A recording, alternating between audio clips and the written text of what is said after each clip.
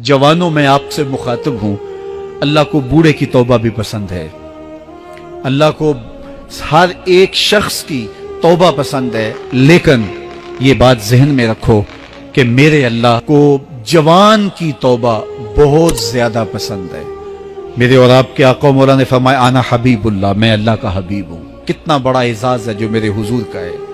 लेकिन एक दूसरे मुकाम पे इरशाद फरमाया अशाबुत ताइबु हबीबुल्लाह, सुन लो जो जवान जवानी में तौबा करे वो भी अल्लाह का हबीब है। वो जवान जिसने अपनी जवानी अल्लाह की याद में गुजारी, अल्लाह के जिक्र में गुजारी। जवानों, इबादत की लज्जत भी जवानी में है। अगरचे जवानी मस्तानी होती है, जरा इस मस्तानी जवानी को तहज्जुद के मुसल्ले पे लाके देखो, क्या मस्ती चढ़ती है सजदों के अंदर, क्या लुत्फ है कयाम के अंदर, क्या सुकून है रुकू के अंदर। इस जवानी को मालिक की चौखट पे लाओ, फिर देखना कि ये जवानी कितनी लज्जत आफरी होती है। और फिर इस जवानी के बदले में अल्लाह ताला तुम्हें क्या क्या अता फरमाता है। वराजुलुन कल्बहु मुअल्लकुम बिल मसाजिद, वो आदमी जिसका दिल मस्जिद के साथ वाबस्ता होता है।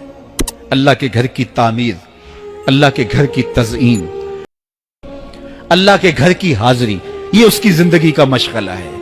मस्जिद के साथ वाबस्ता है, उसको जुनून है अल्लाह का घर खूबसूरत हो, उसको जुनून है अल्लाह के घर में रौनक हो, उसको जुनून है।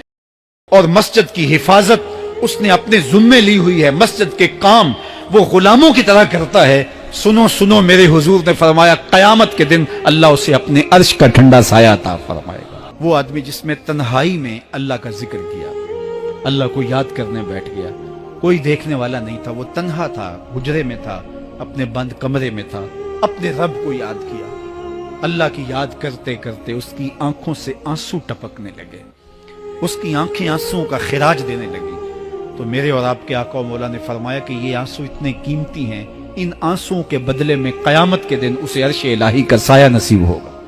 अर्श इलाही का साया उसे नसीब होगा इन आंसुओं के बदले में।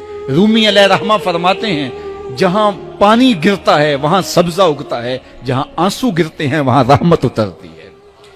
तो इसलिए जो अल्लाह की याद में रोने का लुत्फ है और अल्लाह की याद में आंसू बहाने का अजर और सिला रखा गया है, ये गुनाहों को धो डालता है, ये अंदर की सफाई और सुथराई का सबब और जरिया है। मेरे और आपके आका मौला ने फरमाया रातों की तन्हाइयों में उठ के कुरान पढ़ा करो और कुरान पढ़ते हुए रोया करो।